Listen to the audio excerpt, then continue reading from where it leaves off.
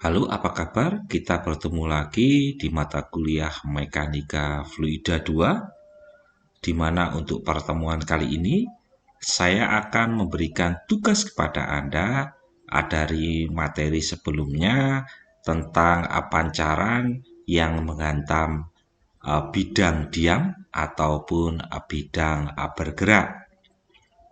Oke, langsung saja tugas yang Anda harus kerjakan.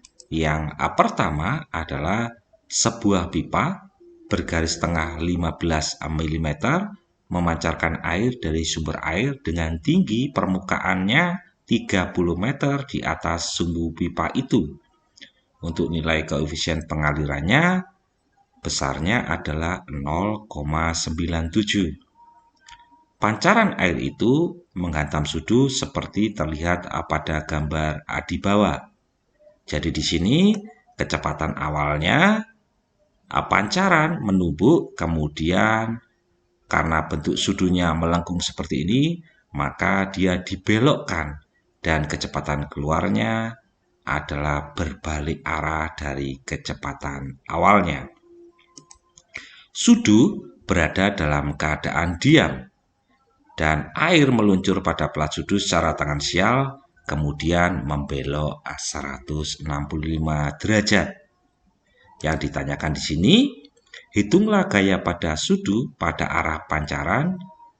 Yang A bila tidak ada gesekan, dan yang B bila ada gesekan, di mana air meninggalkan sudu dengan kecepatan 0,8 kali kecepatan semula. Di sini saya akan memberikan kisi-kisi kepada Anda agar Anda lebih mudah dalam menjawabnya. Yang pertama, yang Anda lihat di sini adalah sudu berada dalam keadaan diam, sehingga kecepatan awalnya adalah V1. Anda lihat dari pertemuan sebelumnya bagaimana cara menghitung V1-nya. Kemudian Anda selanjutnya adalah menghitung kecepatan keluarnya. Dari kecepatan awal, kemudian dia dibelokkan. Sehingga jika saya gambar lagi dalam bentuk segitiganya, dia berbentuk seperti ini. Ingat, di sini berbelok, dia melawan arah awalnya.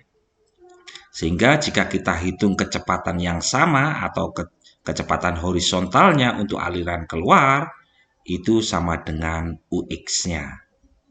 Di sini Anda menggunakan persamaan sin atau tangen atau cos, mana yang Anda pilih, dan di sini ada sudutnya, yaitu 15 derajat, di mana jika ini lurus, jumlahnya 180, dan di sini ada 165, maka ini adalah 15 derajat. Kemudian Anda menentukan UX-nya ini berapa. Persamaannya bagaimana? Setelah Anda mendapatkan persamaan untuk aliran keluar, Anda selanjutnya adalah menentukan perubahan kecepatannya. Di mana perubahan kecepatan? Yaitu kecepatan awal dikurangi kecepatan akhirnya atau kecepatan keluarnya. Setelah Anda mendapatkan kecepatan atau perubahan kecepatan tersebut, maka Anda bisa selanjutnya menghitung massa yang dibiaskan, di mana persamaan dari pertemuan sebelumnya yaitu massa sama dengan massa jenis dikalikan dengan luasan pancaran. Di sini diketahui diameternya adalah 15 mm dan Anda harus merubah satuannya menjadi meter. Kemudian dikalikan dengan kecepatan awal. Saya ulang lagi, massa yang dibiaskan adalah massa jenis dikalikan dengan luas pancaran dan dikalikan dengan kecepatan awal.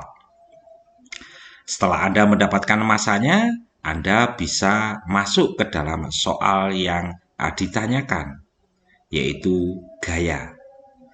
Untuk yang A, bila tidak ada gesekan. Sehingga di sini untuk gaya di mana persamaannya adalah massa dikalikan perubahan kecepatan. Di mana perubahan kecepatan tadi adalah kecepatan awal dikurangi kecepatan keluar. Yang diperhitungkan di sini adalah kecepatan keluarnya, di mana dari sini Anda mendapatkan persamaannya ada notasi V2-nya. Sehingga dari A ini bila tidak ada gesekan, maka untuk kecepatan awalnya adalah V1, kecepatan keduanya adalah ada notasi V2 yang Anda kalikan dari persamaan sin, tangan, atau cos. Sehingga Anda merubah untuk kecepatan keluarnya V2 dikalikan berapa tadi diganti dengan V1 karena tidak ada gesekan. Jadi untuk persamaan aliran keluarnya adalah V1 dikalikan sin atau tangen atau cos dari sudut yang Anda pilih. Itu dari perubahan kecepatannya. Dan selanjutnya yaitu untuk B. Bila ada gesekan di mana air meninggalkan sudut dengan kecepatan 0,8 kali kecepatan semula. Sama di sini dengan di A. Jika di A tadi rumus untuk pancaran aliran kecepatan keluarnya adalah V2 Anda gantikan dengan V1, tetapi untuk yang B ini V2-nya digantikan dengan 0,8 dikalikan V1. Bisa dipahami ya untuk kisi-kisi soal yang pertama ini. Selanjutnya untuk soal yang kedua adalah sebuah pancaran air bergaris tengah 75 mm dengan kecepatan 12 meter per detik menghantam sudut. Sehingga sudut tersebut bergerak dengan kecepatan 4,8 meter per detik pada arah pancaran. Pancaran menghantam sudut dengan arah tangan sial dan dibiaskan 120 derajat. Ingat di sini sudunya bergerak, berarti ada kecepatan bergeraknya dari sudut itu atau U. Selanjutnya di sini berarti kecepatan awalnya bukan langsung V1, tetapi ada pengaruh pergerakan dari sudut. Sehingga kecepatan awalnya adalah V1 minus U atau kecepatan awalnya adalah VR. Bagaimana cara menghitung VR-nya? Ya, Anda menghitungnya dari V1-nya awal. Lihat di pertemuan sebelumnya. Kemudian di sini Anda disuruh menghitung gaya pada arah pancaran. Dan yang kedua adalah kerja per detik pada sebuah sudut yang bergerak pada garis lurus. Oke, dari kecepatan awal Anda sudah menemukan. Selanjutnya langkah berikutnya adalah menentukan kecepatan keluarnya.